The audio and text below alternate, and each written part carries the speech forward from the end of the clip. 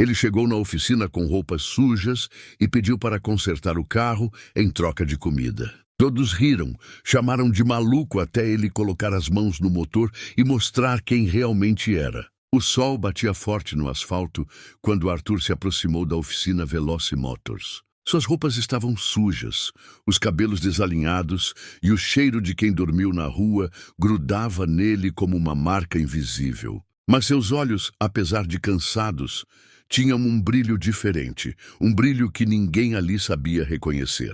Ricardo estava debruçado sobre o motor de uma Mercedes prata, suando e praguejando baixinho. Ao lado dele, 2 outros mecânicos, Lucas e Marcos, observavam tentando ajudar. A dona do carro, Helena, estava encostada na parede com os braços cruzados, claramente nervosa, mas tentando manter a compostura. Não acredito que isso está acontecendo, ela murmurou, passando a mão pelos cabelos. Preciso desse carro funcionando hoje. Ricardo levantou a cabeça, limpando o suor da testa com as costas da mão. Senhora Helena, estou fazendo o possível. Nunca vi um problema assim. O motor liga, mas não desenvolve potência nenhuma. Já tentaram de tudo? Ela perguntou, tentando controlar a ansiedade na voz. Tudo o que sabemos, Lucas respondeu, balançando a cabeça. Trocamos velas, filtros, limpamos bicos, nada resolve. Foi nesse momento que Arthur se aproximou devagar, suas chinelas fazendo um barulho abafado no chão da oficina. Os 3 mecânicos olharam para ele com uma mistura de surpresa e desconforto. Helena franziu a testa, mas não disse nada. Com licença, Arthur disse com a voz rouca, mas educada. Posso dar uma olhada no motor? Ricardo soltou uma risada seca. Olhada? Você entende de mecânica? Entendo um pouco, Arthur respondeu com simplicidade. Marcos começou a rir também. Um pouco. Cara, isso aqui é uma Mercedes, não é carroça não. Eu sei que é uma Mercedes, Arthur disse calmamente. Modelo C300, motor 2.0 turbo. Ouvi o barulho dela quando chegou. O problema não está onde vocês estão procurando. Lucas olhou para Ricardo com uma expressão de incredulidade. Agora o morador de rua virou especialista em Mercedes. Helena se mexeu desconfortável. Algo na tranquilidade de Arthur a incomodava, mas não de forma negativa. Era como se ele realmente soubesse do que estava falando. Escuta aqui.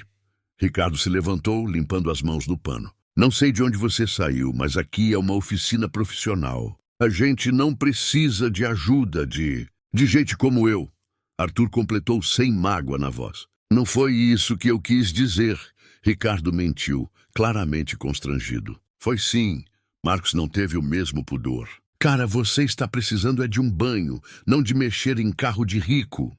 Helena se afastou da parede. Pessoal, vamos com calma. Senhora Helena, a senhora não precisa se preocupar, Lucas disse. A gente vai resolver isso. Só precisa de mais tempo.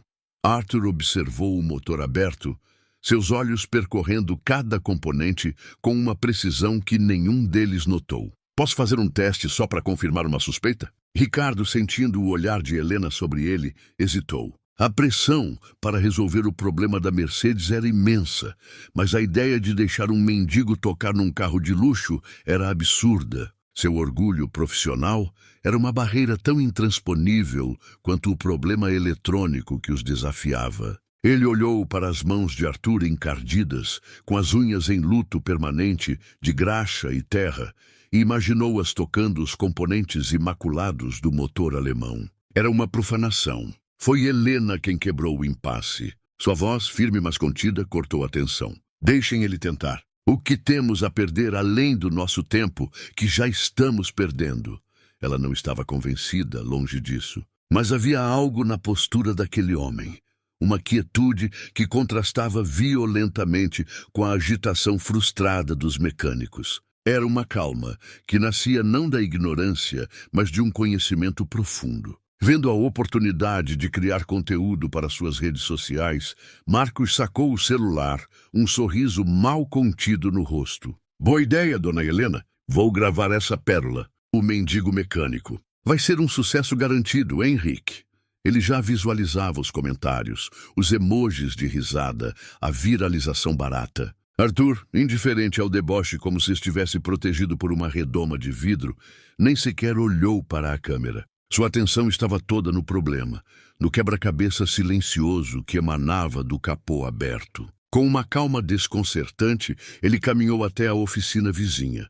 Um lugar humilde e engordurado, com o letreiro de mecânica do Antunes meio desbotado. Os três mecânicos e Helena observaram mudos a cena surreal. Ele trocou algumas palavras baixas com o velho Antunes, que após um breve olhar de surpresa, acenou com a cabeça e lhe entregou um equipamento. Arthur voltou minutos depois, com um scanner automotivo moderno, para espanto mudo de todos. Como um homem, em suas condições, tinha a audácia de pedir e a credencial para conseguir tal equipamento? O seu Antunes me emprestou, disse ele simplesmente, como se fosse a coisa mais natural do mundo. Conectou o aparelho à porta OBD do carro com uma familiaridade que fez os risos de Marcos morrerem na garganta. Seus dedos, embora sujos e marcados pelas intempéries, moveram-se com uma agilidade e precisão antinaturais pelos menus complexos do dispositivo. Eles não tremiam, eram firmes como rocha. Eram, pensou Helena de repente, mãos de aço. Em menos de 1 minuto, um código de erro específico brilhou na pequena tela. Pesado estranhos e quarrin, leu Arthur, sua voz rouca ganhando um tom técnico e claro. Sensor de fase do comando de válvulas. Sinal intermitente. Não é a peça em si, é a calibração. O módulo não está interpretando corretamente o sinal. Ele murmurou a explicação, mais para si mesmo, como se estivesse revisando um processo familiar. Sem esperar por permissão ou aprovação, seus dedos dançaram sobre o teclado do scanner. Resetou os parâmetros do módulo de controle e iniciou o procedimento de recalibração do sensor. O silêncio na oficina era total e pesado, quebrado apenas pelos bips suaves do aparelho e pela respiração contida dos presentes. Ricardo observava, seus braços cruzados, o rosto um conflito de incredulidade e uma centelha de esperança teimosa. Lucas franzia a testa, tentando acompanhar os passos que via na tela, passos que ele não saberia executar. Marcos, ainda filmando, já não sorria. A postura de Arthur era a de um maestro, não a de um palhaço. Pronto, pode ligar, anunciou ele, sua voz regressando à sua aspereza habitual. Desconectou o aparelho com um movimento seco e deu um passo para trás, como se preparasse para o veredito final. Ricardo, cético, mas agora com o coração batendo forte, engoliu seco. A mão dele tremeu levemente ao pegar a chave. Ele olhou para Helena, que assentiu com a cabeça, seus olhos fixos no homem de aparência maltrapilha, que tinha a audácia de parecer o mais confiante pessoa naquele recinto. Ricardo girou a chave. O motor da Mercedes não apenas pegou, ele despertou. Um ronronar suave, profundo e perfeitamente equilibrado encheu a oficina, um som que nenhum deles ouvia há horas. Era a voz de um motor saudável, potente e silencioso. O ruído metálico, o tremor, tudo havia desaparecido. A máquina estava curada. O silêncio que se seguiu foi mais eloquente que qualquer gritaria. Ricardo deixou o motor funcionando, o som do funcionamento perfeito sendo a única prova necessária. Ele olhou para o painel, nenhuma luz de alerta. Olhou para Arthur e pela primeira vez não viu um mendigo. Viu um fantasma, uma aparição de competência tão brutal que era assustadora. Lucas foi o primeiro a falar, um sussurro de incredulidade. Mas como? Nós testamos tudo. O vídeo que ele imaginava ser cômico havia se transformado em um documentário sobre um milagre. Ele olhou para a tela, depois para Arthur, e não conseguiu encontrar palavras. Helena soltou um longo suspiro, um sorriso de genuíno alívio e espanto estampado no rosto. Ela se aproximou do carro, depois se virou para Arthur. Você consertou. Como? Quem é você? Só fiz o que era necessário, disse ele, sua voz voltando a ser um farfalhar baixo. Seus olhos fugiram do olhar dela, procurando a saída. O trabalho estava feito. Agora, ele só queria o que lhe haviam prometido. O sanduíche? Perguntou, dirigindo-se a Ricardo, não como um mestre a um aprendiz, mas como um homem faminto a outro que tinha uma dívida a saldar. Ricardo, Lucas e Marcos olhavam do carro para Arthur e de volta para o carro, Suas expressões uma mistura de choque,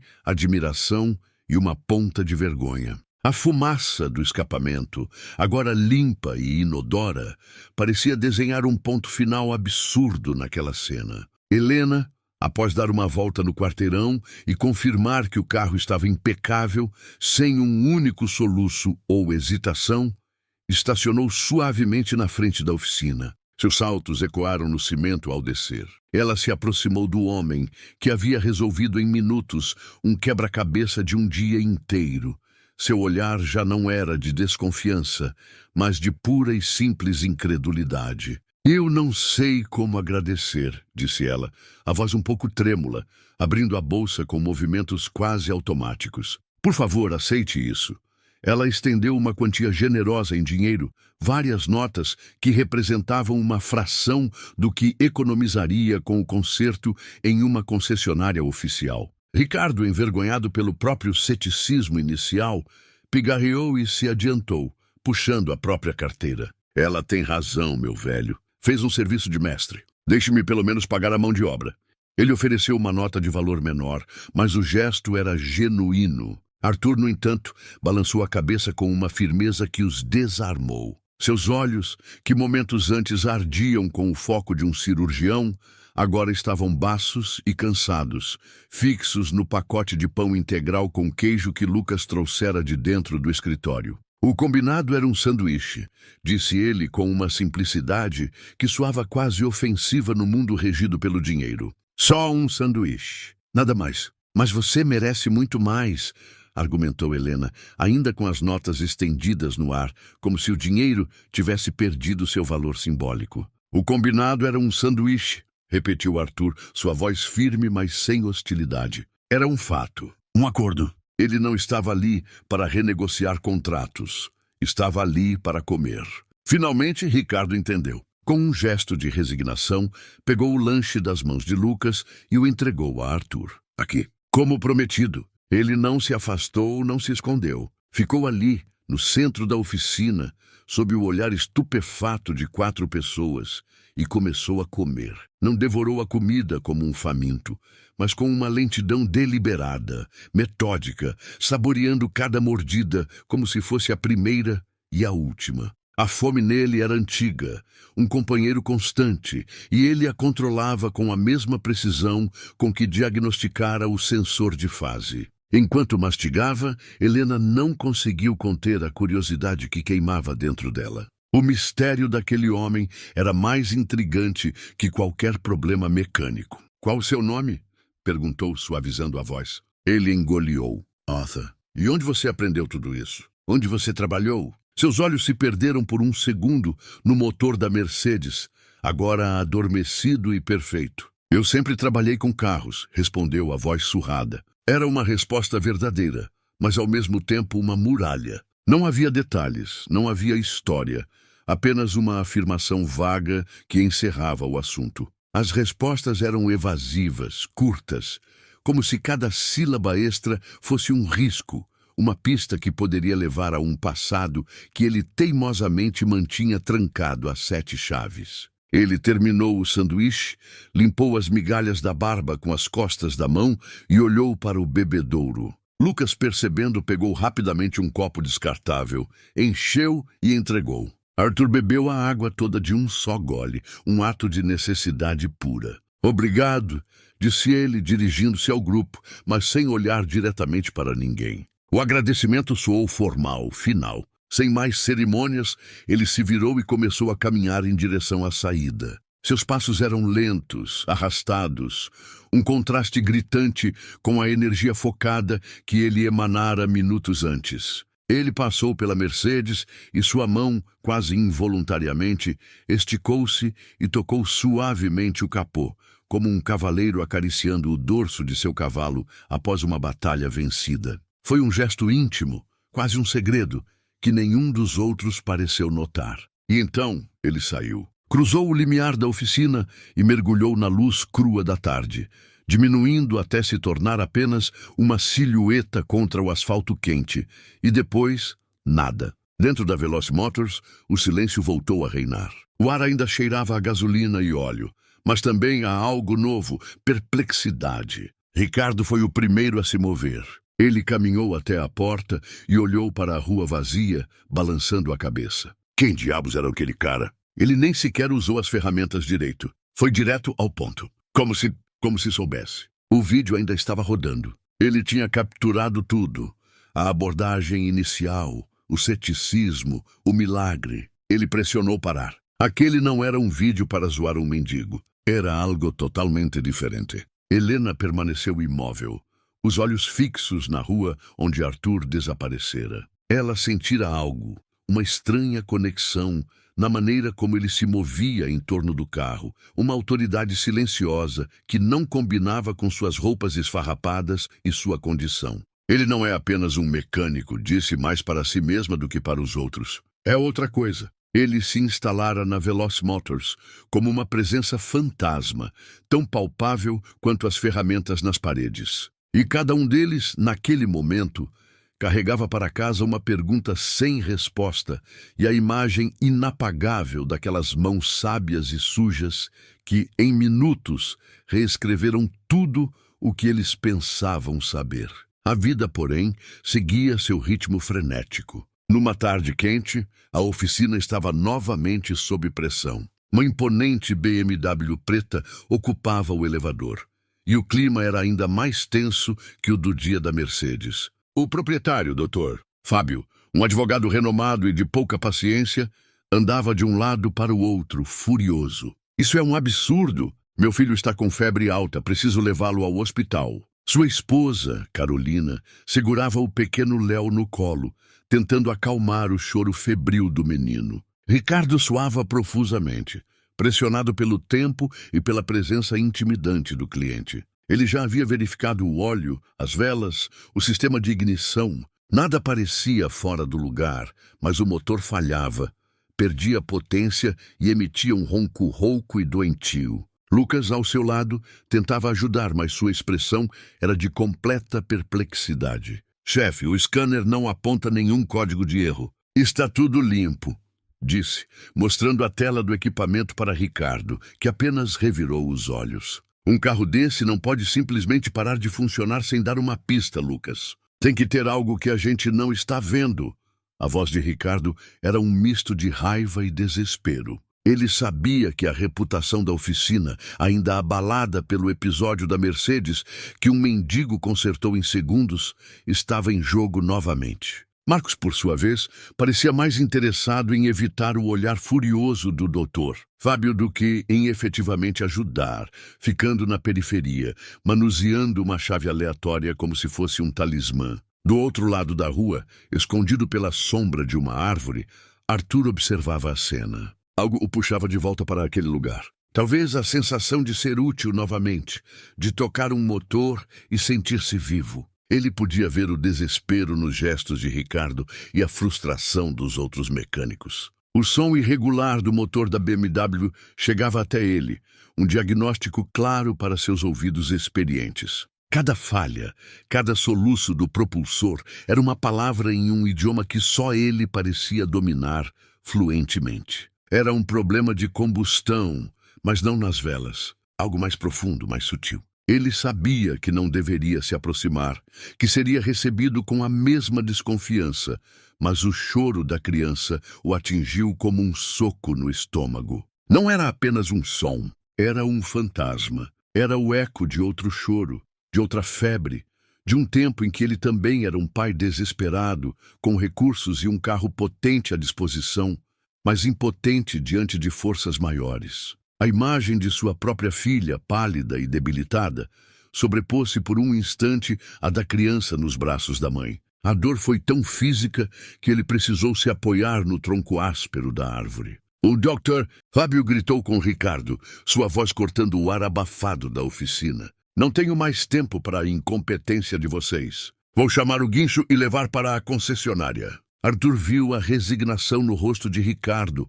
o desespero silencioso de Carolina acariciando a testa quente do filho e a arrogância cega de Fábio. Algo dentro dele quebrou a corrente do medo e da autopreservação. Suas pernas se moveram antes que sua mente pudesse racionalizar o ato. Ele cruzou a rua, não com a hesitação de dias atrás, mas com uma determinação trêmula, porém clara. Quando sua silhueta magra e maltrapilha cruzou a entrada da oficina, o primeiro a notar foi Marcos, que empalideceu e sussurrou: "Não acredito. O maluco voltou!" Fábio, ao ver a figura suja e desgrenhada se aproximando, revirou os olhos com exasperação. "Ótimo. Agora aparece um mendigo. Está faltando de tudo aqui, até plateia." Seus olhos, de um azul surpreendentemente lúcido, estavam fixos em Carolina e no menino. Ele parou a uma distância respeitosa e falou, sua voz um pouco áspera pelo desuso, mas calma: "É a bomba de combustível de alta pressão. Está falhando internamente. Não vai acusar no scanner. O motor não está recebendo o fluxo constante de combustível na pressão correta." Até o pequeno Léo pareceu parar de chorar por um segundo. Todos olharam para ele incrédulos. Ricardo abriu a boca para dizer algo, mas nenhum som saiu. Ele havia checado tudo, menos a bomba de combustível, porque o scanner não indicava. "Doctor!" Fábio bufou. "Isso é o cúmulo do absurdo. Um homem nessas condições quer dar palpite em um motor que nem ele deve ter visto na vida. Suma daqui antes que eu chame a polícia." Seus olhos, cheios de lágrimas de preocupação, não viram um mendigo. Viram um homem com uma autoridade estranha e uma centelha de genuína compaixão no olhar. "Fábio, cala a boca!" ela disse com uma firmeza que surpreendeu a todos, incluindo o marido. Ele acabou de dizer exatamente o que o barulho do carro parece. Um soluço. Ela se virou para Arthur. "Como o senhor tem tanta certeza? O senhor pode ligar o motor por um instante?" pediu ele a Ricardo, não como um pedinte, mas como um técnico dando uma ordem. Hesitante, Ricardo girou a chave. O motor rofenou, tossiu. "Pare!" Arthur ordenou. O motor calou. "Agora, senhor Ricardo, peça ao seu ajudante para dar uma batida seca com o cabo de uma chave no corpo da bomba de combustível, enquanto o senhor gira a chave na ignição. Não dê partida, apenas deixe a bomba trabalhar." Seguindo as instruções de Ricardo, que repetiu as palavras de Arthur como um médium, ele deu uma batida firme no local indicado, enquanto a ignição era acionada. Ouviu-se o zumbido elétrico da bomba. "Agora dê partida", disse Arthur, sua voz baixa, mas carregada de uma expectativa que prendeu a respiração de todos. Ricardo girou a chave. O motor da BMW rugiu, forte, constante, perfeito. O ronco suave e potente de uma máquina saudável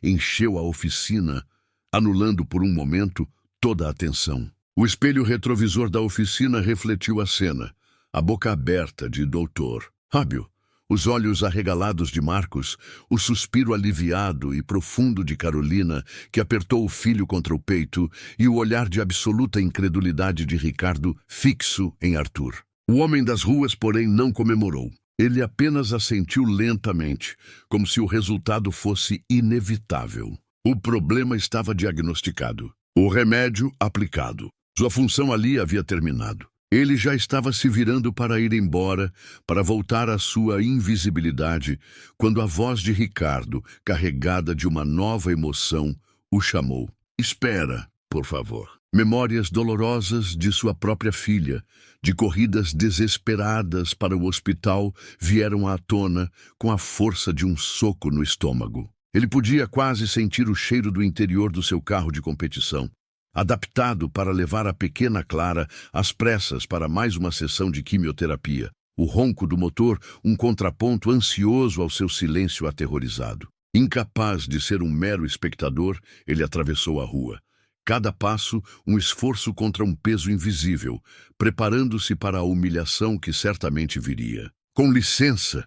Sua voz soou áspera e baixa, um sussurro roçando as bordas da discussão acalorada. "Doctor!" Fábio virou-se, o rosto uma máscara de estresse e frustração. Ele mediu Arthur da cabeça aos pés sujos, e seu olhar se estreitou em um misto de incredulidade e puro desprezo. "O que você quer? Quem é este? Vá pedir esmola em outro lugar." A lembrança nítida do concerto milagroso da Mercedes ainda estava fresca em sua mente, uma ferramenta de precisão absoluta em meio ao caos de suas dúvidas. "Doutor, espere. Este homem, ele não é um qualquer. Ele entende de carros. de uma forma que eu nunca vi.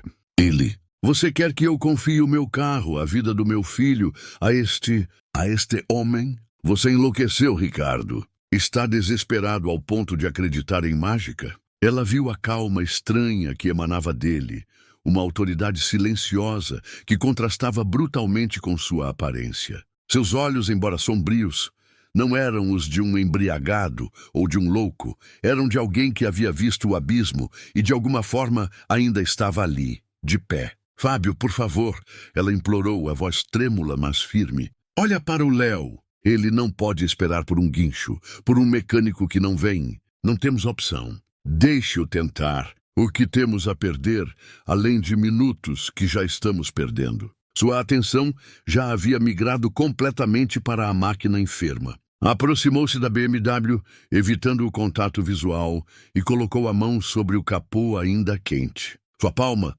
calejada por anos de trabalho duro e recentemente por uma vida de privações, leu as vibrações remanescentes do metal como um médico lê um pulso. Ele fechou os olhos por um instante, mergulhando em um mundo de sons e sensações que só ele podia decifrar. O ronco fraco, o soluço irregular, era uma música que ele conhecia muito bem, uma sinfonia de falha mecânica. Quando abriu os olhos, seu olhar não buscava aprovação. Ele simplesmente proferiu o veredicto, com uma certeza que não admitia contestação. A bomba de combustível, disse a voz plana, factual. A pressão não está constante, por isso o motor falha em alta rotação. É um soluço, não uma falha total. Ela ainda funciona, mas de forma intermitente. Meu Deus! É exatamente isso. É exatamente o que o barulho do carro parece. Um soluço.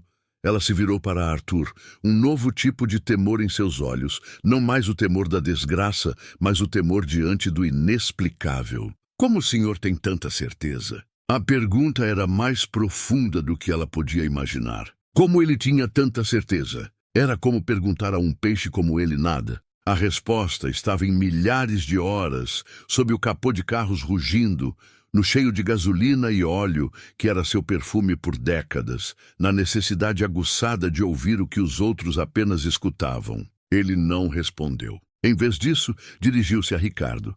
E seu tom já não era o de um pedinte, mas o de um técnico experiente, dando uma ordem clara e concisa. O senhor pode ligar o motor por um instante? O motor rofenou, tossiu e morreu com um gemido lastimável. Pare. Arthur ordenou, e o silêncio que se seguiu foi mais eloquente que qualquer barulho. Agora, Sr. Ricardo, peça ao seu ajudante para dar uma batida seca com o cabo de uma chave no corpo da bomba de combustível, enquanto o senhor gira a chave na ignição. Não dê partida, apenas deixe a bomba trabalhar. Ele pegou uma chave de fenda grande e um martelo de borracha. Seguindo as instruções de Ricardo, que repetiu as palavras de Arthur como um médium em transe, ele posicionou a ponta da chave no corpo da bomba de combustível, localizada sob o capô. Com um movimento preciso, deu uma batida firme e seca, enquanto a ignição era acionada. O zumbido elétrico da bomba, tentando trabalhar, preencheu o ar por alguns segundos. Um som de esforço contido. Agora dê partida, disse Arthur, sua voz baixa, mas carregada de uma expectativa tão densa que prendeu a respiração de todos no recinto. Era a voz de um maestro ordenando o clímax da sinfonia. Ricardo girou a chave. O motor da BMW, que até então só cuspira e gemente, rugiu a vida. Não foi um ronco hesitante, mas forte, constante, profundo e perfeito. O som suave e potente de uma máquina perfeitamente saudável encheu a oficina, anulando por um momento toda a tensão, todo o medo, todo o preconceito. Era um som de pura eficiência, e era o mais belo som que aquelas pessoas poderiam ouvir naquele momento. O espelho retrovisor da oficina, largo e convexo, refletiu a cena como uma pintura.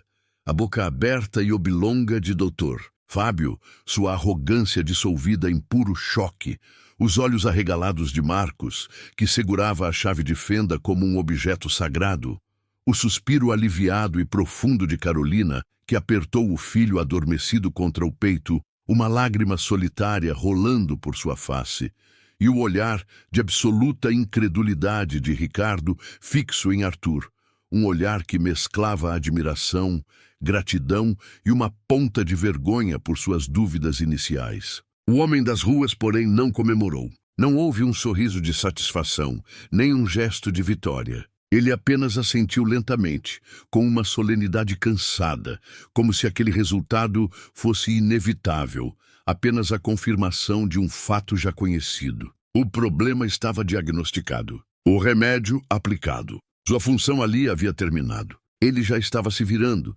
seus ombros um pouco mais curvados, como se o esforço de voltar àquele mundo, mesmo que por alguns minutos, tivesse sido imenso. Ele se movia para ir embora, para retornar à sua invisibilidade deliberada, para a solidão que lhe era mais familiar do que a admiração alheia. Foi então que a voz de Ricardo, carregada de uma emoção completamente nova, um respeito profundo e raw, o chamou, impedindo sua partida. Espera, por favor. Já não era um pedido a um mendigo, mas um apelo a um igual, talvez até a um superior. Arthur parou, mas não se virou completamente.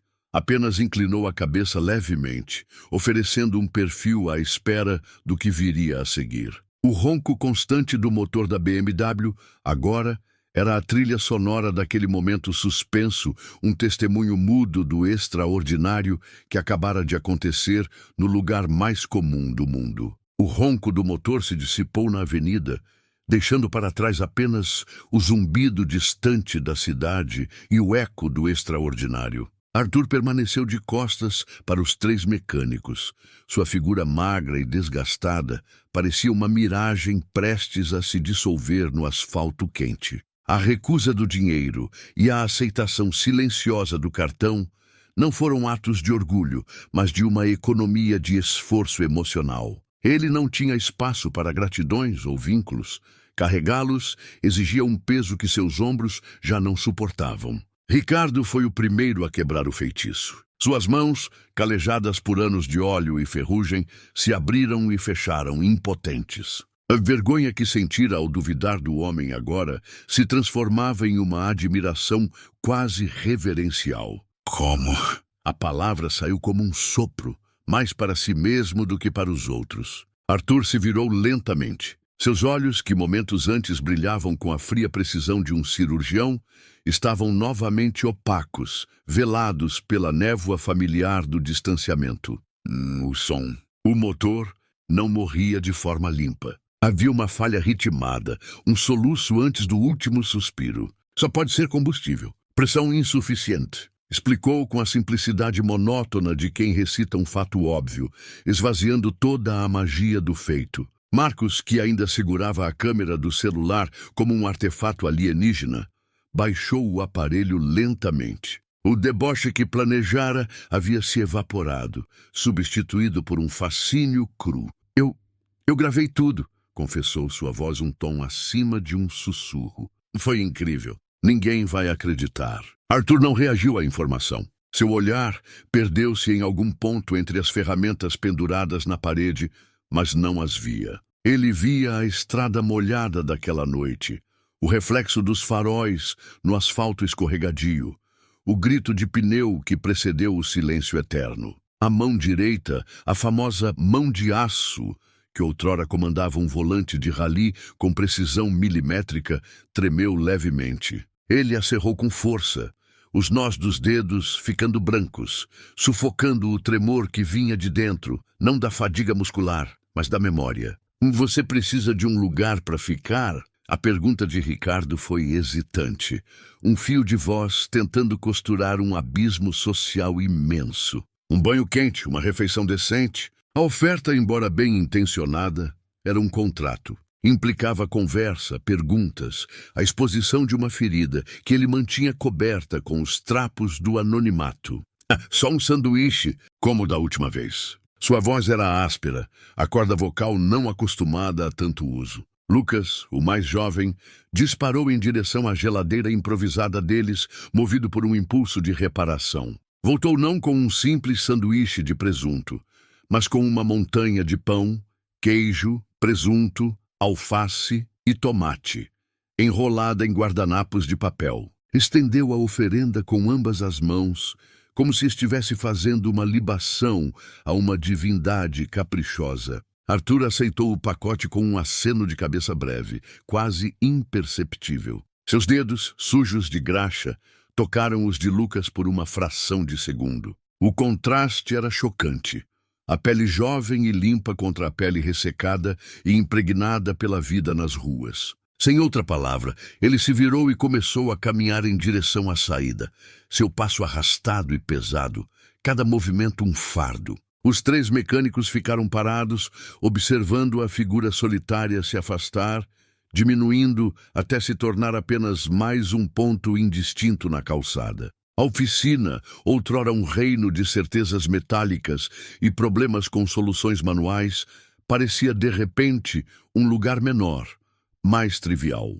De quem é aquele cara? Lucas foi o primeiro a formular a pergunta que pairava no ar, pesada como a umidade de um dia quente. Ricardo balançou a cabeça, esfregando o queixo pensativamente. Não sei, mas ele não é só um mendigo com sorte. Aquele jeito de diagnosticar, de falar, é de profissional, de alguém que nasceu entre motores. Foi então que Marcos olhou para a tela escura de seu celular. Um ícone piscava, indicando que o vídeo estava salvo. A semente da dúvida plantada por Ricardo germinou em sua mente, transformando-se em uma curiosidade irresistível. Seus dedos, ágeis no mundo digital, começaram a mover-se quase por vontade própria. "Espera aí", murmurou, seus olhos se fixando na pequena tela. Ele rebobinou o vídeo até o momento exato em que Arthur, com uma calma sobrenatural, descrevia o problema. Ampliou a imagem, focando no rosto do homem,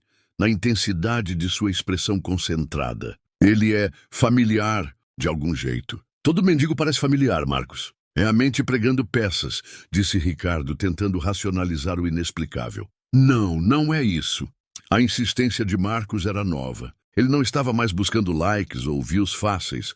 Estava perseguindo um mistério. O jeito que ele falou, experiência. A forma como segurou a chave, como nem sequer precisou olhar para o que estava fazendo, é como se o carro falasse com ele. Sem conseguir se conter, Marcos abriu um aplicativo de vídeo. Suas digitais graxentas mancharam a tela limpa enquanto ele editava rapidamente os melhores momentos. O diagnóstico preciso, a troca rápida da bomba, a recusa do dinheiro. Ele adicionou um título que julgou adequado. "Mecânico de rua é gênio." O impossível acontece na Veloci Motors. E movido por um impulso que não poderia prever as consequências, ele apertou publicar. O vídeo foi lançado no oceano digital. Uma garrafa com uma mensagem explosiva. Enquanto isso, Arthur já estava a 3 quarteirões de distância. Sentou-se na calçada, encostado em um muro sujo de pichações, e abriu o pacote de sanduíches. Mastigou devagar, saboreando não apenas a comida, mas a quietude. A intervenção na oficina fora um lapso, um momento de fraqueza em que a memória de sua filha falou mais alto que seu instinto de autopreservação. Agora, a culpa voltava, um sabor amargo que se misturava ao queijo. Ele pegou o cartão de visitas que Dr. Fábio lhe dera. "Fábio Almeida, advogado." O papel era liso e impessoal. Um objeto de um mundo ao qual ele não pertencia mais. Suas mãos, aquelas mãos que outrora seguraram troféus e apertaram as de campeões, agora tremiam levemente. Ele não precisava de um advogado. Precisava de um perdão que nunca viria. Dobrou o cartão ao meio, e depois em 4, até que se tornasse um pequeno quadrado denso. Abriu a bolsa de lona surrada que carregava consigo e tirou uma carteira de couro gasto, quase desmanchando nas dobras. Lá dentro, protegida por um plástico embaçado, estava uma fotografia. Uma menina de sorriso largo e olhos brilhantes, abraçada a uma mulher de feições gentis. Seu mundo. Seu fracasso. Seu dedo sujo traçou o contorno do rosto da filha no plástico. Um soluço surdo escapou-lhe do peito, um som seco de dor contida. Ele não merecia a gratidão daquela família no carro. Merecia apenas o asfalto frio, a solidão e o constante lembrete do que havia perdido. Aquele ato de bondade não mudaria seu destino. Seu destino estava gravado na lápide de 2 pessoas que ele amara mais que a própria vida. Ele estava convencido disso. O que ele não podia saber era que na tela do celular de Marcos, os primeiros comentários já começavam a aparecer. Inicialmente eram apenas emojis de choque e surpresa. Depois, perguntas. Até que um usuário com o avatar de um carro clássico escreveu: "Alguém mais está vendo isso? A postura, a segurança, me lembra alguém. Alguém de quem não se ouve falar há mais de 10 anos." E outro respondeu minutos depois: "Cara, não pode ser, mas é muito parecido. Lembra do acidente? Das mãos de aço?" O passado, como um monstro adormecido no fundo do lago, começava a agitar as águas, perturbado pela pedrada lançada por um vídeo postado sem pensar. A rede se tecia, invisível e inexorável. E Arthur, sozinho em sua dor, era a última pessoa no mundo a perceber que sua fuga havia chegado ao fim. Ele cortara os momentos de hesitação, o desdém inicial do doutor Fábio, focando no drama da criança doente, na desesperança dos mecânicos e, por fim, na figura enigmática e suja que surgia como um espectro para salvar o dia. A música dramática, uma trilha épica de piano e cordas, elevava a narrativa a um nível quase cinematográfico. O título, em letras garrafais: "O gênio das ruas ataca novamente. Salva a criança doente." Era uma isca perfeita para os algoritmos. Em 3 horas, o vídeo atingiu a marca de 1 milhão de visualizações. Em 6, estava trending. A oficina Veloci Motors, antes um ponto modesto no mapa da cidade, foi invadida por uma enxurrada de notificações, mensagens e tags. Os telefones de Ricardo, Lucas e Marcos não paravam de vibrar, um zumbido constante de assombração digital. A seção de comentários era um espelho da própria humanidade, caótica, emocional e dividida. Uma multidão de usuários celebrava Arthur como um anjo anônimo, um enviado. "Deus disfarçado de mendigo", escreveu uma senhora. "Heróis sem capa", ecoavam centenas. Havia uma ânsia coletiva por boas notícias, e a história, embrulhada naquele pacote dramático, alimentava essa fome. Mas rolando para baixo, pasta os comentários superficiais, surgia um extrato diferente de análise. Eram comentários mais técnicos, mais específicos, escritos por pessoas que não viam apenas um homem consertando um carro, mas um artista executando sua obra-prima. Alguém mais reparou na maneira como ele nem sequer olhou para a chave ao encaixá-la no parafuso? Como se a ferramenta fosse uma extensão da sua mão. Questionou um perfil com a foto de um motor V8. Outro foi mais incisivo: "Isso aí não é sorte, muito menos milagre. É técnica pura." A forma como ele isolou o som da bomba de combustível num ambiente aberto com ruído de trânsito é coisa de ouvido absoluto. Só vi um cara fazer algo parecido, e foi numa oficina da equipe de rally da Petrobras, lá nos anos 90. A memória coletiva da internet, vasta e às vezes assustadoramente precisa, foi acionada. O passado estava arquivado em fóruns esquecidos, em blogs antigos de automobilismo, em galerias de fotos digitais com pixels largos. Foi então que um usuário, cujo avatar era a clássica logo de um campeonato brasileiro de rally extinto, postou o comentário que funcionou como uma chave girando numa fechadura enferrujada. "Ninguém aqui se recorda de Arthur Monteiro? O Mãos de Aço, campeão consecutivo de 94 a 97. O homem que diagnosticava o mal do carro apenas pelo cheiro da gasolina queimada ou pelo ronco do diferencial." Olhem o vídeo de novo. Olhem a postura. Cabeça levemente inclinada, concentrada no ouvir. As mãos, que mesmo encardidas e marcadas pela vida nas ruas, se movem com uma economia de movimento que é a assinatura de um mestre. A calma sob pressão. É idêntico, mas é impossível. Ele desapareceu do mapa depois daquela tragédia horrível, há mais de 10 anos. Caralho, é verdade. Mãos de Aço era meu ídolo. Pensando bem, o rosto sob a barba e a sujeira tem mesmo uma semelhança. Links começaram a aparecer. Links para vídeos antigos, de qualidade granulada, mostrando um Arthur Monteiro irreconhecível, jovem, forte, de macacão limpo, sorrindo ao lado de um carro cheio de logos, segurando um troféu. Suas mãos, então, eram famosas. Foram capa de revista. Eram seguradas por fãs para obter autógrafos. As mãos de aço, capazes de sentir a mais ínfima vibração de um cardan desbalanceado, ou a mais sutil falha na mistura de combustível apenas pelo tato no volante. A rede se tecia rapidamente, cada comentário, cada compartilhamento, sendo um fio que puxava o verdadeiro Arthur Monteiro para fora das sombras, onde ele se escondia havia tanto tempo. A lenda que ele mesmo enterrara estava sendo desenterrada por estranhos,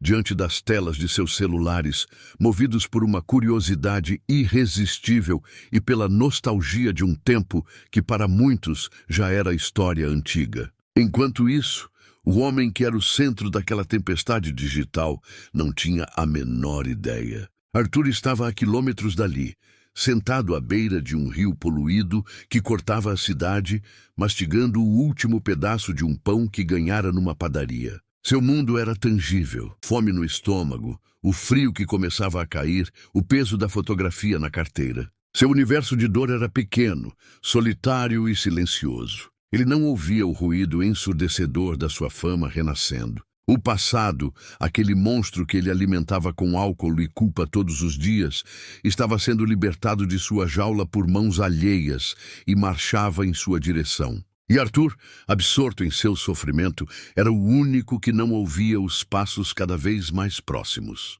Helena não conseguia desviar os olhos. Cada movimento de Arthur, cada gesto econômico e preciso, era agora carregado de um significado completamente novo. Ela assistiu pela terceira vez, mas agora não via um homem em situação de rua consertando um carro. Via um artista no auge de sua técnica, um maestro regendo uma sinfonia mecânica. A aura de mistério que sempre o cercou agora tinha um nome, uma história, um peso histórico que a deixou sem ar. E então vieram os comentários. A palavra lenda aparecia repetidas vezes, mas foi o apelido específico que fez seu mundo parar de girar por uma fração de segundo. Mãos de aço. A expressão ecoou na mente de Helena não como uma palavra estranha, mas como uma chave que destrancou uma sala de memórias há muito tempo fechada. Ela foi transportada violentamente para o passado, para a garagem morna e cheira a óleo e gasolina de seu falecido pai. O sol da tarde entrava por uma janela suja, iluminando partículas de poeira que dançavam no ar. Seu pai, um mecânico comum com o coração de um entusiasta, não se cansava de falar de seus ídolos. E havia um nome que ele pronunciava com uma reverência que beirava o religioso: Arthur Monteiro. Ela se viu sentada num banquinho, ainda adolescente, observando-o trabalhar no motor de um carro antigo enquanto ele discorria. Helena, minha filha, existem pilotos e existem artistas, ele dizia, a voz grave e cheia de convicção. O Monteiro, aquele sim, era diferente. Diziam que ele não pilotava o carro, não. Ele conversava com a máquina. Sentia cada falha, cada vibração através do volante. Por isso o apelido, entende? Mãos de aço. Não era pela força, era pela sensibilidade. Eram mãos que sentiam a alma do carro. Ele parava o trabalho, a chave ainda na mão, e olhava para o nada, como se visionalizar as corridas. Um gênio, um verdadeiro gênio. Uma pena o que aconteceu. Um talento daqueles, perdido assim. Era mais uma das histórias de seu pai. Agora, adulta, na solidão silenciosa de seu escritório moderno, a memória a atingiu com a força de um golpe. A coincidência não era apenas grande, era impossível, assustadora, monumental. Seu coração acelerou, batendo contra o peito como se quisesse escapar. As peças do quebra-cabeça começaram a se encaixar com um clique quase audível. A precisão absurda com que ele diagnosticara a Mercedes. A calma sobrenatural. A recusa em ser pago, como se o dinheiro fosse uma ofensa ao seu verdadeiro propósito. A dor profunda e indescritível que emanava de seus olhos, uma dor que agora tinha um motivo, um nome e uma data. Será possível? A pergunta ecoou em sua mente, repetida como um mantra. Seria possível que a lenda sobre a qual seu pai tanto falava, o ídolo que ele tanto admirava, não estivesse morto, mas vivo? Não apenas vivo, mas vivendo nas ruas, à margem de tudo, consertando carros em troca de um sanduíche. A tragédia que seu pai mencionara de passagem, uma pena o que aconteceu, agora se apresentava como um abismo de dor que ela mal podia compreender. Uma curiosidade avassaladora, misturada com uma profunda compaixão e um respeito suddenly renovado, tomou conta dela. Não era mais apenas sobre um bom mecânico ou um homem misterioso. Era sobre fechar um círculo. Era sobre honrar a memória de seu pai. Era sobre descobrir a verdade por trás da queda de um titã. A história de Arthur Monteiro não podia terminar assim, sob um viaduto, na obscuridade e no sofrimento. Não depois do que ele representara para tantas pessoas, para o próprio pai dela. Movida por uma urgência que a consumia, ela fechou a janela do celular com um movimento brusco. O silêncio do escritório, outrora reconfortante, agora parecia opressivo. Ela precisava de respostas. Precisava de ação. As paredes limpas e o ar-condicionado daquele ambiente asséptico suddenly pareciam uma gaiola, distantes da verdade crua e suja que estava sendo revelada na tela de seu telefone. Sem hesitar, ela pegou as chaves do carro e a bolsa, sua determinação a impulsionando para fora da sala. Seus saltos ecoaram no corredor vazio, um som percussivo e decidido que marcava o ritmo de seus pensamentos acelerados. Ela não sabia ao certo o que diria aos mecânicos ou como abordaria Arthur se o visse, mas sabia que não podia ficar parada. A Veloci Motors não era mais apenas uma oficina. Era o palco onde um fragmento de história esquecida havia decidido renascer. Ao sair do prédio, a luz do sol da tarde a atingiu em cheio. O mundo lá fora continuava o mesmo, com carros passando e pessoas apressadas, seguindo suas vidas. Mas para Helena, nada era mais como antes. Ela entrou no carro, ligou o motor e puxou o cinto de segurança com uma determinação feroz. Cada quarteirão percorrido em direção à oficina a aproximava não apenas de um lugar, mas de uma revelação. Ela estava indo desvendar um mistério, e sem ainda saber ao certo, estava prestes a embarcar em uma jornada que mudaria não apenas a vida de Arthur Monteiro, mas a sua própria. A oficina, que normalmente fervilhava com o ruído característico de motores e ferramentas, parecia estranhamente silenciosa, contida. O burburinho vinha de dentro, concentrado, e não do trabalho habitual. Ela entrou, e a cena que se descortinou foi a de uma tensão contida. Ricardo, Lucas e Marcos não estavam consertando carros. Estavam aglomerados em torno do balcão, o celular de Marcos no centro, suas vozes, um amalgamado de excitação e incredulidade. A discussão era animada, quase febril, girando em torno do vídeo que continuava a acumular visualizações e do homem que havia se tornado um fenômeno involuntário. Ele recusou o dinheiro de novo, mano. Quem faz isso? Dizia Lucas, balançando a cabeça. O cara é um fantasma, um gênio recluso. Isso aqui é ouro puro, retrucou Marcos, orgulhoso como se tivesse descoberto uma nova estrela do rock. Helena não perdeu tempo com preâmbulos. A urgência que a trouxera até lá transbordava em sua postura ereta, no brilho decidido de seus olhos. Ela se inseriu no grupo com uma autoridade natural, que fez os três se virarem para ela. Mãos de aço, disse ela, cortando o clima de especulação. Sua voz era firme, carregada de um peso que silenciou imediatamente a conversa paralela. Esse apelido significa algo para vocês? Era familiar, como uma melodia antiga que não se ouve há anos. Mãos de aço. Mãos de aço, murmurou, esfregando o queixo sujo de graxa. De repente, seus olhos se arregalaram, as pupilas dilatando num momento de pura epifania. Espera, Mãos de Aço, Arthur Monteiro. Claro! Meu pai era fã dele. Ele não parava de falar das proezas do cara no rally. Era uma lenda. O ar saiu de seus pulmões num sopro quase inaudível. Sem dizer uma palavra, Ricardo pegou seu smartphone e começou a pesquisar freneticamente, seus dedos sujos, digitando o nome com uma mistura de esperança e apreensão.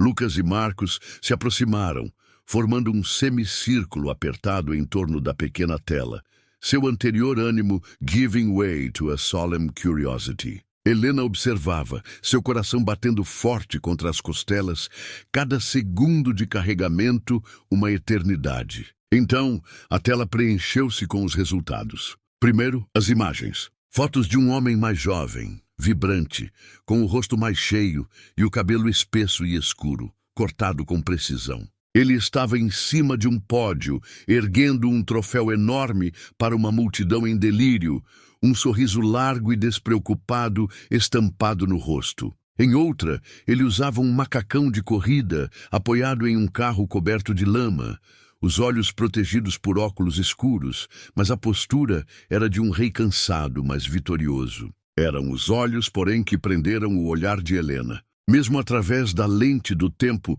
e da pixelização digital, aquele brilho intenso, aquela profundidade quase hipnótica, era inconfundivelmente a mesma. Eram os olhos do homem que consertara seu carro com uma calma desconcertante. Os olhos que escondiam um oceano de dor. "É ele", sussurrou Lucas, o tom de voz completamente transformado. A admiração barata pela fama repentina dava lugar a um respeito profundo e silencioso. Ricardo rolou a tela para baixo, ávido por mais. E então encontraram as manchetes. As manchetes de glória. Arthur Mãos de Aço. Monteiro conquista tricampeonato brasileiro de rally de forma arrasadora. Mãos de Aço domina a tempestade de terra e vence o rally dos sertões. Ele era um titã. Um herói de uma época que parecia distante. A busca, inevitavelmente, levou-os ao que todos, num pressentimento sombrio, sabiam que existia. Ricardo digitou acidente Arthur Monteiro. O ar na oficina ficou pesado, difícil de respirar. A tela carregou uma manchete diferente. A fonte era grossa, negrita, funesta. A imagem que a acompanhava era de um amassado de metal que mal lembrava um carro, cercado por luzes de emergência piscando sob uma chuva fina. A data saltou aos olhos, mais de uma década atrás. Esposa e filha do piloto Arthur Monteiro morrem em grave acidente de carro. Lia Ricardo em voz baixa, cada palavra um golpe seco. O silêncio que se seguiu foi absoluto, quebrado apenas pelo ruído distante do trânsito. Marcos olhou para o chão envergonhado, o celular com seu vídeo viral "Suddenly Feeling Like" a profanação grosseira de uma tumba. Ricardo continuou, sua voz agora um fio rouco de emoção. Campeão que dirigia o veículo desaparece após tragédia. Corpo nunca foi encontrado.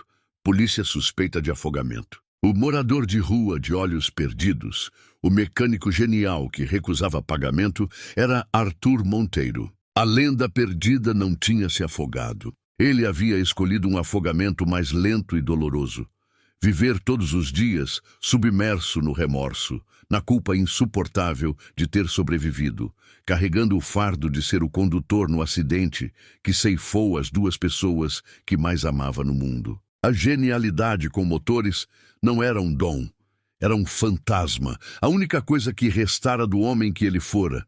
Uma habilidade que, ironicamente, o ligava para sempre ao instrumento de sua própria destruição. Helena sentiu as pernas amolecerem e se apoiou levemente no balcão. A fama repentina, o talento inexplicável, a recusa em ser pago, a dor estampada em cada linha de seu rosto, tudo fazia sentido agora. Um sentido trágico e avassalador. Ela não estava mais olhando para um mendigo ou um mecânico excêntrico. Estava olhando para as ruínas de um herói, para um monumento vivo, a dor humana em sua forma mais crua. E naquele momento, a busca por respostas transformou-se em uma necessidade urgente de ação, de não permitir que aquela história terminasse ali, na obscuridade de uma oficina e nos cantos escuros da cidade. A história de Arthur não era apenas de genialidade mecânica desperdiçada, mas de uma tragédia profunda, daquelas que recalibram para sempre a bússola moral de quem a testemunha. Helena sentiu uma conexão visceral e imediata, uma pontada no peito que a transportou para a sala escura de sua própria infância, onde via o pai, outrora um homem vibrante, definhar lentamente em um sofá, afundando-se em um pântano de tristeza e álcool após ser descartado pela empresa onde trabalhou a vida toda. A dor da perda, ela sabia na carne, era um ácido que corroía por dentro, que podia reduzir um gigante a um fantasma. A genialidade de Arthur com os motores não era um dom. Era a sua única âncora, o último elo remanescente com um mundo que desabou. E talvez, por isso, ele se recusava a ser pago por ela. Era sagrada. Era a única coisa que não estava à venda. Nós precisamos encontrá-lo, disse ela, e sua voz, embora baixa, carregava uma determinação de aço que contagiou os outros. Não era mais uma sugestão, era um imperativo moral. Ricardo, o mais cético e pragmático do grupo, simplesmente assentiu, seu rosto sério. Lucas baixou a cabeça, envergonhado por todas as piadinhas internas que fizera. Marcos, o autor involuntário da exposição, parecia querer engolir o próprio celular, seu vídeo viral agora parecendo uma violação grotesca. Mas por onde começar? Arthur era um fantasma, um espírito errante da cidade que aparecia e desaparecia entre os vivos sem deixar rastro. A resposta veio de um lugar inesperado, da sabedoria prática e observadora das ruas. Enquanto discutiam na calçada, parados em frente à Veloce, seu Antunes,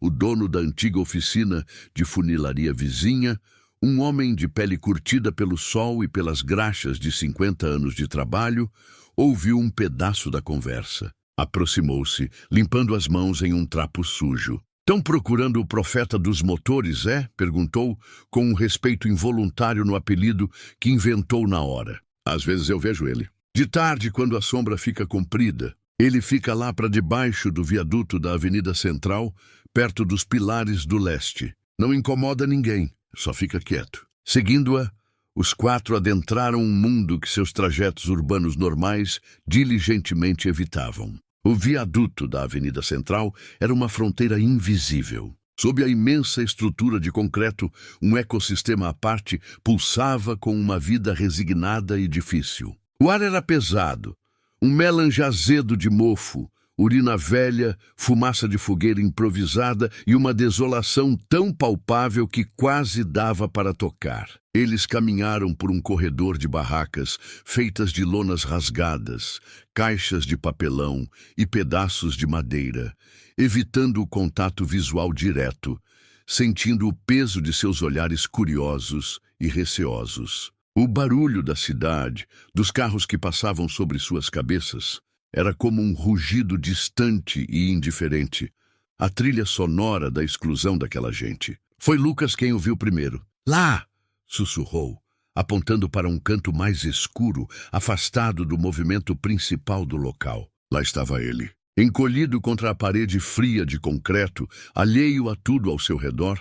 Arthur parecia uma figura esculpida pela própria tristeza. Seus joelhos estavam dobrados contra o peito, e seus olhos, aqueles olhos que brilhavam com uma luz feroz ao decifrar um problema complexo de injeção eletrônica, agora estavam fixos, vidrados, em um objeto que ele segurava com uma reverência dolorosa entre as mãos calejadas. Era uma fotografia. Antiga, amassada, desbotada pelas intempéries e pelo manuseio obsessivo. As pontas estavam gastas, e uma fina camada de fita adesiva tentava em vão impedir que se partisse ao meio. Mesmo de longe, Helena conseguiu distinguir a imagem, uma menina de talvez 7 ou 8 anos, de cabelos escuros e um sorriso largo e desdentado que irradiava uma alegria pura, ingênua. Ela estava abraçada no pescoço de um homem mais jovem, de rosto limpo e olhos claros, cheios de orgulho e felicidade. Um Arthur Monteiro que o mundo havia conhecido e celebrado. Ao ver a foto, Helena sentiu o ar faltar em seus pulmões. Foi como se um raio-x de sua alma fosse projetado na sua frente. Ela entendeu, naquele instante, a dimensão abissal do sofrimento que aquele homem carregava. Não era apenas a perda, não era apenas a culpa. Era a presença constante, física, tangível, do que foi arrancado dele. Aquela fotografia não era uma lembrança. Era um altar portátil. Era a ferida aberta que ele se recusava a deixar cicatrizar. O fardo que ele escolheu carregar como penitência por ter sobrevivido. Era a filha que ele havia perdido. A fonte de uma dor que o tempo, longe de curar, apenas aprofundava, transformando cada dia em uma eternidade de ausência. E naquele silêncio pesado, sob o viaduto, eles não estavam mais diante de um mendigo ou de uma lenda do automobilismo. Estavam diante de um pai enlouquecido de saudade, e qualquer proposta de ajuda teria que nascer desse entendimento, ou não seria nada. O cheiro de concreto úmido, terra molhada e algo agridoce, talvez o vinho barato que Arthur consumia para anestesiar a alma, impregnava o ar. Ela se moveu como se aproximasse de um animal ferido, prestes a fugir ao menor sinal de ameaça. "Arthur!" chamou suavemente, sua voz pouco mais que um sussurro, carregado de uma compaixão que ela nem sabia ser capaz de sentir com tanta intensidade. Ele ergueu os olhos lentamente, surpreso não pela presença dela. Ele os tinha visto se aproximando, mas pelo tom que ela usou. Não era piedosa, não era curiosa. Era respeitosa. Era humana. As lágrimas secas haviam traçado linhas limpas na sujeira incrustada em seu rosto. "É Arthur Monteiro, não é?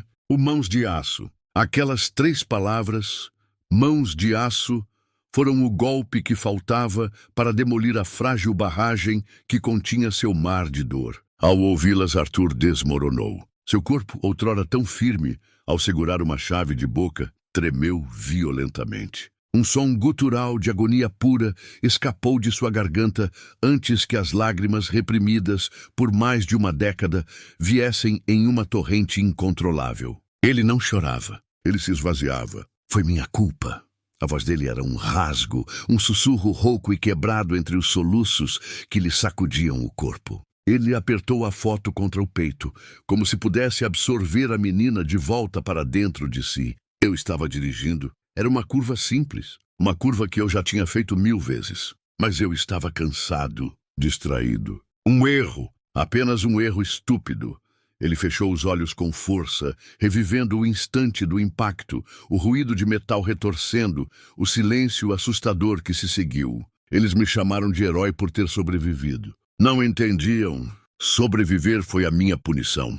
Sem hesitar, ela colocou uma mão em seu ombro encarquilhado. Ele estremeceu ao toque, mas não se afastou. Era o primeiro contato humano gentil que ele recebia em anos que não fosse para lhe dar uma esmola ou afastá-lo dali. "Acidentes acontecem, Arthur," ela disse, a voz embargada, mas firme. "Foram trágicos, foram horríveis, mas foram um acidente. Você não pode carregar essa culpa sozinho para sempre. Você não pode se punir pelo resto da sua vida."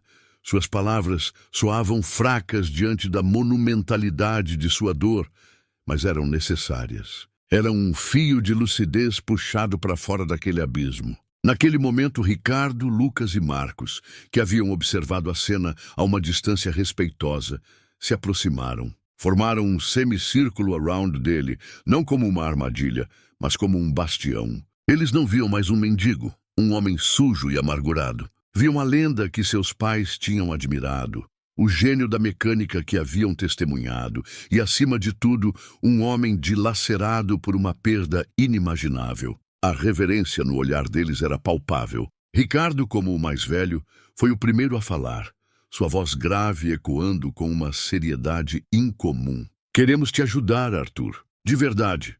Ele fez uma pausa, escolhendo as palavras com cuidado. "A oficina precisa de alguém com seu conhecimento. Precisamos de você. Venha trabalhar conosco. De verdade. Como nosso chefe de mecânica. Um homem que morava debaixo de um viaduto, chefiar uma oficina." Mas na boca de Ricardo, soava não como um gesto de caridade, mas como um pedido de socorro profissional. Era a única linguagem que um homem como Arthur poderia entender.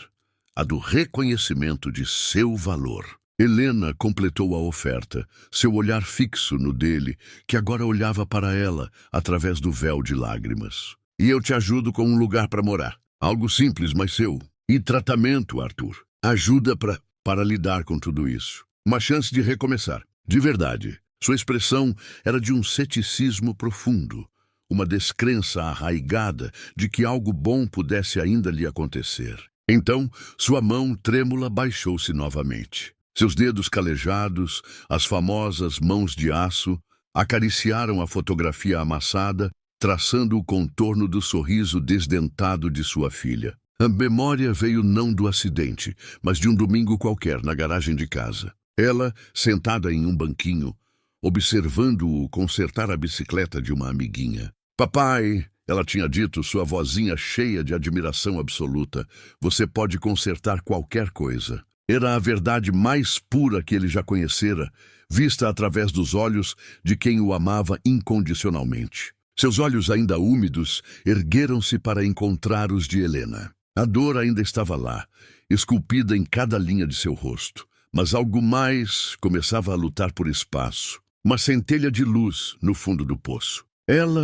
Sua voz saiu um pouco mais forte, um pouco mais estável. Ela sempre dizia que eu podia consertar qualquer coisa. Ele engoliu seco, olhando para a foto uma última vez, antes de erguer a cabeça, encarando o grupo. Era o primeiro movimento decisivo que fazia em anos. Talvez, ele disse a palavra saindo como um voto, talvez seja a hora de tentar consertar a mim mesmo. Não era uma alegria explosiva, não era o fim da dor. Era algo mais sutil e talvez mais poderoso, a aceitação de um futuro. Pela primeira vez em mais esperança teimosa, começou a brilhar timidamente em seus olhos claros, refletindo não apenas a memória de um passado perdido, mas a frágil possibilidade de um amanhã. A jornada de Arthur Monteiro era uma batalha diária, travada em duas frentes igualmente cruéis. Os demônios insidiosos do álcool, que sussurravam promessas de esquecimento em seus momentos de maior fragilidade, e o peso esmagador da culpa, uma âncora que parecia querer arrastá-lo de volta para as sombras. Os primeiros dias na pequena sala nos fundos da Veloci Motors, que agora servia de lar, foram de agonia silenciosa. As paredes limpas, a cama seca, o cheiro de sabão em pó, tudo lhe parecia estranho e merecido. O conforto físico era um constante lembrete do desconforto de sua alma. Mas foi no assoalho de concreto da oficina, entre o cheiro de graxa, gasolina e óleo queimado, que Arthur encontrou um frágil santuário. As ferramentas em suas mãos, o peso familiar de uma chave de roda, o som ritualístico de um motor sendo destrinchado, eram ritos que sua mente reconhecia, mesmo após anos de abismo. Ali, naquele caos organizado de peças e problemas, a névoa em seus pensamentos parecia se dissipar um pouco. O trabalho exigia uma concentração tão absoluta que, por breves horas, não havia espaço para os fantasmas do passado. Sob sua liderança tranquila e meticulosa, a Veloci Motors começou a passar por uma transformação silenciosa, porém radical. Ricardo, Lucas e até o cético Marcos observavam inicialmente com desconfiança, que logo se transformou em admiração muda. Arthur não ordenava, ele guiava. Um gesto calmo, uma palavra sussurrada apontando para uma peça, uma explicação clara e sem arrogância sobre a termodinâmica de um motor ou a complexidade de uma central eletrônica. Ele não consertava apenas carros, ele dava aulas práticas de mestria. A fama do mecânico lendário, impulsionada pelo vídeo viral e pelas histórias que corriam de boca em boca, começou a atrair uma clientela que os rapazes nunca imaginaram cruzar a porta de seu humilde estabelecimento. Carros de luxo, importados exóticos e veículos de colecionador tornaram-se uma visão comum. A oficina, outrora dominada por concertos de carros populares e trocas de óleo, agora ecoava com o ronco profundo de motores de alta cilindrada. A pressão era constante, mas Arthur a encarava com uma serenidade que beirava o desapego. Ele não estava mais lá para provar nada a ninguém, exceto talvez a si mesmo. O maior e mais intimidante desafio chegou numa manhã de terça-feira, na forma de um vermelho escarlate que parecia sugar toda a luz do ambiente. Era uma Ferrari F8 Tributo, raríssima no país, com linhas agressivas e uma aura de poder latente. Seu proprietário, Otávio Bastos, um empresário do setor de mineração, conhecido por sua impaciência e arrogância, entrou na oficina como quem invade um território conquistado. Seu terno impecável e o relógio de ouro no pulso contrastavam brutalmente com o ambiente de trabalho. "Ouvi falar que tem um gênio escondido aqui", disse ele, dirigindo-se a Ricardo, mas com os olhos vasculhando o espaço, desdenhoso. "Já levei essa jossa em 3 das melhores oficinas especializadas de São Paulo. Ninguém resolveu. Ninguém mesmo." Seu olhar pousou sobre Arthur, que observava calmamente de longe, uma chave inglesa na mão. A descrença foi instantânea. "É ele? Bom, se esse seu gênio não conseguir, não só não pago 1 centavo, como garanto que queimo a reputação de vocês até o chão. Fama de internet é frágil, rapazes." O motor funcionava perfeitamente em testes estáticos, mas sob aceleração forte ou em curvas fechadas, ele falhava intermitentemente por uma fração de segundo. Tempo suficiente para tirar a confiança de qualquer piloto e a paciência de qualquer mecânico. Otávio já havia trocado velas, bobinas, sensores de oxigênio e até a central eletrônica, tudo sem sucesso. Por dias, Arthur se dedicou quase exclusivamente à Ferrari. A pressão era palpável. Os outros mecânicos caminhavam na ponta dos pés ao seu redor, sentindo o peso da ameaça de Otávio. Enquanto Lucas e Marcos se perdiam em diagramas de fiação e Ricardo verificava e reverificava as peças substituídas, Arthur adotou uma abordagem diferente. Ele não via apenas fios, conectores e peças. Ele sentia o coração da máquina, sua respiração eletrônica, seu fluxo sanguíneo de combustível e ar. Passou horas com um scanner de última geração, não apenas lendo os códigos, mas analisando os dados em tempo real, os gráficos de desempenho, os mínimos picos e quedas de voltagem que um diagnóstico comum ignoraria. Colocou fones de ouvido para isolar o som ambiente e ouvir repetidamente a gravação do motor falhando, capturada durante um teste dinâmico. Fechava os olhos e tentava visualizar o fluxo de elétrons, o caminho da ignição, a sequência perfeita que era quebrada. Foi numa madrugada, com a oficina vazia e silenciosa, exceto pelo zumbido baixo das lâmpadas fluorescentes, que a intuição lendária finalmente encontrou a falha. Ele estava revisando pela 100ª vez os valores de um sensor de fluxo de ar massivo. Os números estavam dentro da faixa de tolerância, mas algo era sutilmente errado. Uma leitura era infinitesimalmente mais lenta para se estabilizar do que as outras. Foi uma diferença ínfima, um fantasma dentro do fantasma. Com uma paciência de ourives, ele desmontou o sensor, uma peça complexa e delicada. Sob uma lupa de aumento potente, iluminada por uma lanterna de LED, ele examinou milímetro por milímetro da placa de circuito impresso. E então viu. Não era um componente queimado ou um solda fria. Era uma microfissura, fina como um fio de cabelo, quase invisível a olho nu, correndo por entre os traços de cobre da placa. Era um defeito de fabricação, uma imperfeição minúscula, que sob certas condições de vibração e temperatura, se abria o suficiente para interromper o sinal elétrico por uma fração de microsegundo, causando a falha intermitente. Não era algo que um computador pudesse diagnosticar com facilidade. Exigia um olhar que pudesse ver além do óbvio, uma intuição apurada por décadas de experiência com as mais intricadas máquinas. Exigia as mãos de aço, não pela força, mas pela sensibilidade e precisão absolutas. Arthur não comemorou. Limitou-se a soltar um longo e lento suspiro, esfregando o cansaço do rosto. A lenda estava de volta, sim, mas sua maior performance,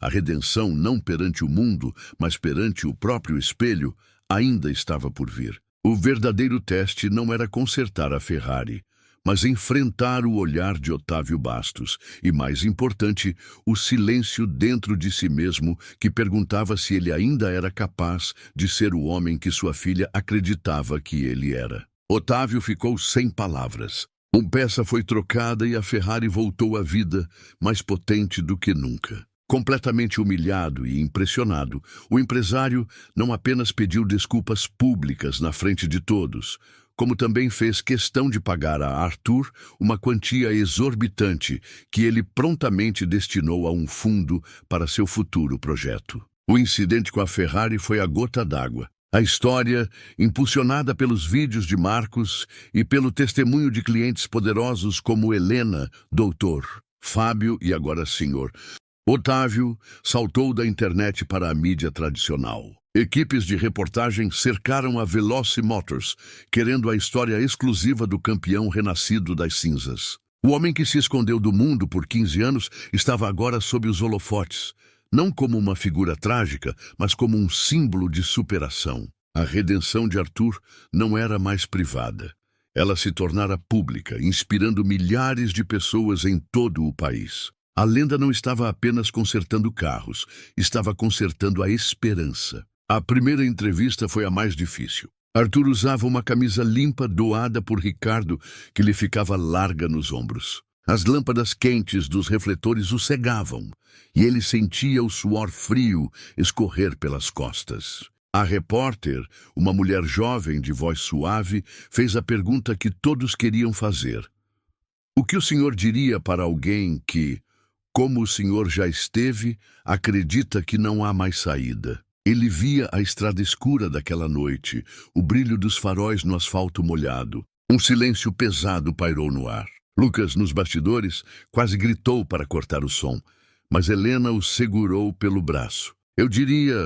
A voz de Arthur saiu rouca. Ele limpou a garganta. Eu diria que a saída não é um lugar para onde você corre. É um passo. Só um! Pode ser aceitar um sanduíche quando você está com fome. Pode ser ouvir a voz de um estranho te oferecendo ajuda. E redenção não começa com um grande gesto, começa com um pequeno sim. E com a coragem de lembrar de quem você era antes de se perder, não para se punir, mas para se reencontrar. Foi um sussurro carregado de uma dor tão genuína que ecoou na alma de quem ouviu. Naquela noite, o clipe da resposta dele foi reproduzido milhões de vezes. Homens e mulheres choraram ao reconhecer em suas palavras a própria luta silenciosa contra demônios pessoais. A fama trouxe clientes, doações e uma enxurrada de cartas. Pessoas contavam suas próprias histórias de perda, de vício, de fracassos. Arthur lia cada uma delas, tarde da noite, na pequena sala que agora era seu lar, acima da oficina. Ele respondia a algumas, à mão, com uma letra trêmula, mas cuidadosa. Cada carta era um espelho que refletia um fragmento de sua própria jornada. E ao responder, ele estava, de certa forma, conversando com o fantasma do seu eu passado. Foi dessa torrente de solidariedade e reconhecimento que nasceu oficialmente o Instituto Arthur Monteiro, Mãos que Transformam. A quantia do Sr. Otávio foi a semente, ampliada por doações de todos os cantos. Eles alugaram um galpão abandonado nas proximidades da Veloci Motors. Nos fins de semana, a equipe toda, Arthur, Ricardo, Lucas, Marcos e até Helena, que se tornara uma espécie de diretora de projetos voluntária, sujava as mãos de graxa e tinta, reformando o espaço. O instituto não era apenas uma escola de mecânica. Era um porto seguro. Oferecia cursos profissionalizantes para jovens carentes, ensinados pelo próprio Arthur e por Ricardo. Oferecia um programa de reabilitação para homens e mulheres que lutavam contra o alcoolismo, algo que Arthur supervisionava com uma autoridade silenciosa e empática, nascida da experiência própria. E claro, uma vez por mês, tornava-se uma oficina comunitária, onde carros de famílias de baixa renda eram reparados gratuitamente. Arthur não era mais apenas um mecânico ou um ex-piloto. Ele era um farol. Jovens o olhavam não com o olhar de quem vê uma celebridade, mas com o olhar de quem vê uma possibilidade. Ele não usava mais jalecos surrados. Usava o mesmo macacão de mecânico dos alunos, com o logotipo do instituto bordado no peito, duas mãos segurando uma engrenagem, que também lembrava um volante. Certa tarde, consertando um Corsa velho com um adolescente quieto chamado Davi, Arthur viu o menino lutando para apertar um parafuso numa posição complicada. Sem dizer uma palavra, Arthur se aproximou. Sua mão, calejada e marcada pelas cicatrizes de uma vida dura, cobriu a mão insegura do garoto. Ele não fez o trabalho por ele. Guiou sua força, mostrou o ângulo correto, a pressão exata. Assim, disse Arthur, sua voz um ruído baixo e grave. Não é sobre força bruta, é sobre sentir o ponto certo. Suas mãos têm que escutar o metal. O parafuso entrou perfeitamente. O garoto olhou para suas próprias mãos, depois para as de Arthur, e um sorriso tímido, mas real, surgiu em seu rosto. Naquele momento, Arthur não viu Davi. Viu um eco de si mesmo, décadas atrás, aprendendo com seu primeiro mestre. E pela primeira vez, a lembrança não veio acompanhada pela dor avassaladora do acidente. Veio com uma pontada de orgulho, de continuidade. Ele estava passando adiante não apenas um conhecimento técnico, mas um legado de sensibilidade e paciência. As verdadeiras mãos de aço não eram mais apenas as suas, elas eram um ideal, uma habilidade que podia ser ensinada, replicada, para transformar não apenas máquinas, mas destinos. Ao final do dia, com o som de ferramentas sendo guardadas, ecoando no galpão do instituto, Arthur ficou sozinho por um momento. Ele caminhou até um quadro na parede, onde havia uma única foto.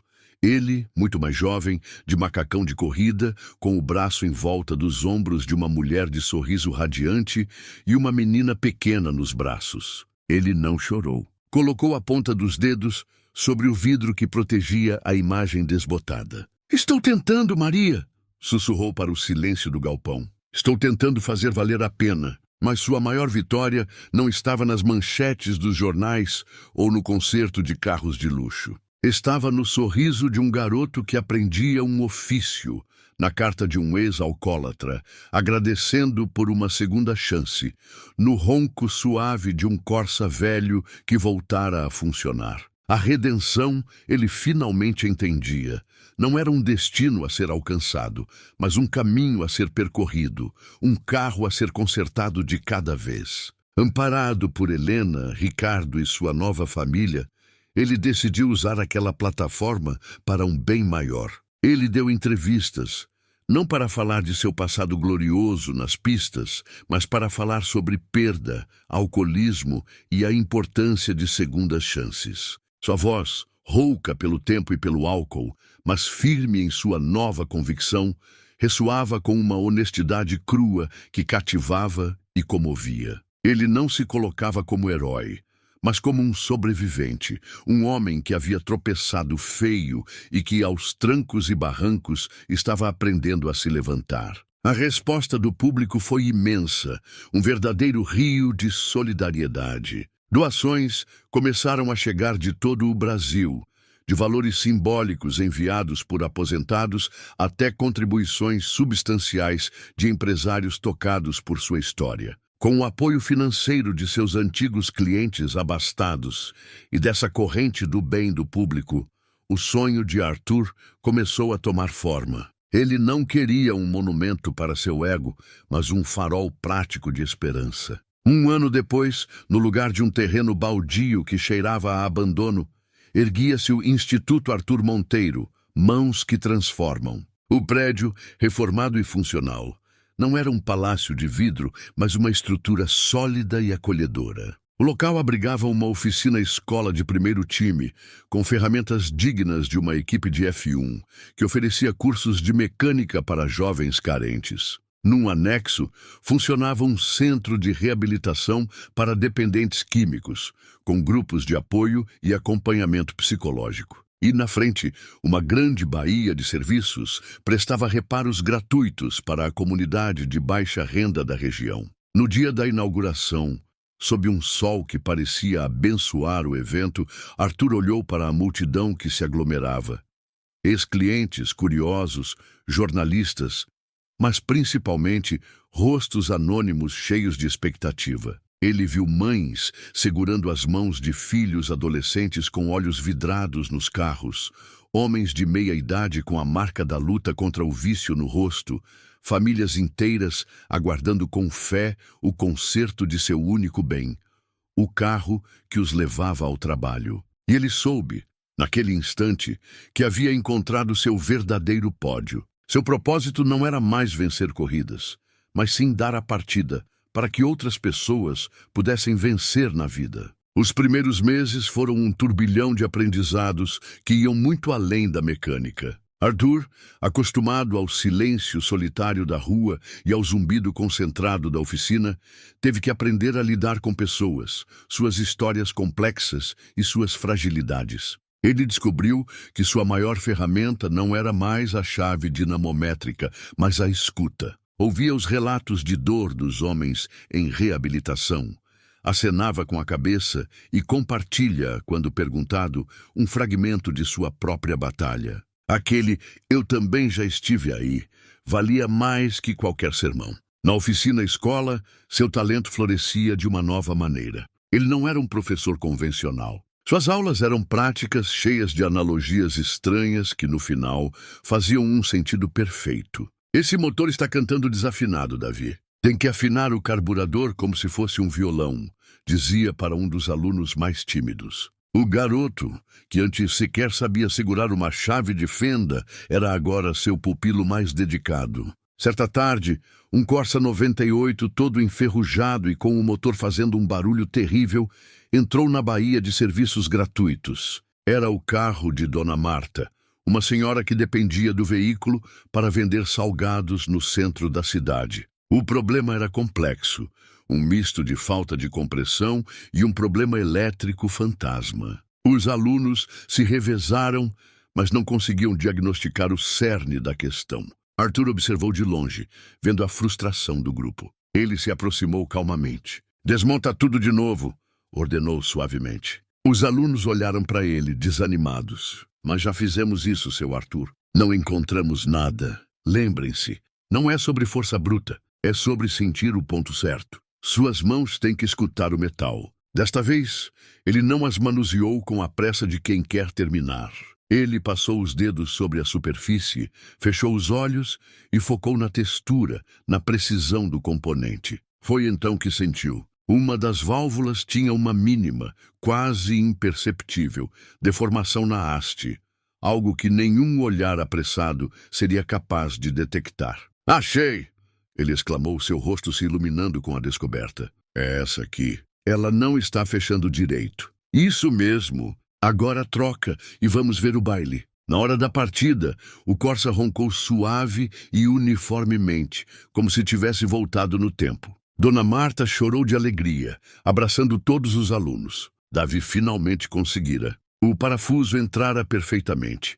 Mas muito mais que isso, ele havia consertado algo muito mais valioso: a esperança de uma senhora e a confiança em si mesmo. O garoto olhou para suas próprias mãos, depois para as de Arthur, e um sorriso tímido, mas real, surgiu em seu rosto. Naquele momento, Arthur não viu Davi. Viu um eco de si mesmo, décadas atrás, aprendendo com seu primeiro mestre. E pela primeira vez, a lembrança não veio acompanhada pela dor avassaladora do acidente. Veio com uma pontada de orgulho, de continuidade. Ele estava passando adiante não apenas um conhecimento técnico, mas um legado de sensibilidade e paciência. As verdadeiras mãos de aço não eram mais apenas as suas, elas eram um ideal, uma habilidade que podia ser ensinada, replicada, para transformar não apenas máquinas, mas destinos. Ao final do dia, com o som de ferramentas sendo guardadas, ecoando no galpão do instituto, Arthur ficou sozinho por um momento. Ele caminhou até um quadro na parede, onde havia uma única foto. Ele, muito mais jovem, de macacão de corrida, com o braço em volta dos ombros de uma mulher de sorriso radiante e uma menina pequena nos braços. Ele não chorou. Colocou a ponta dos dedos sobre o vidro que protegia a imagem desbotada. "Estou tentando, Maria", sussurrou para o silêncio do galpão. "Estou tentando fazer valer a pena." Mas sua maior vitória não estava nas manchetes dos jornais ou no concerto de carros de luxo. Estava no sorriso de um garoto que aprendia um ofício, na carta de um ex-alcoólatra, agradecendo por uma segunda chance, no ronco suave de um Corsa velho que voltara a funcionar. A redenção, ele finalmente entendia. Não era um destino a ser alcançado, mas um caminho a ser percorrido, um carro a ser consertado de cada vez. O Mãos de Aço não consertava mais apenas motores, ele consertava destinos.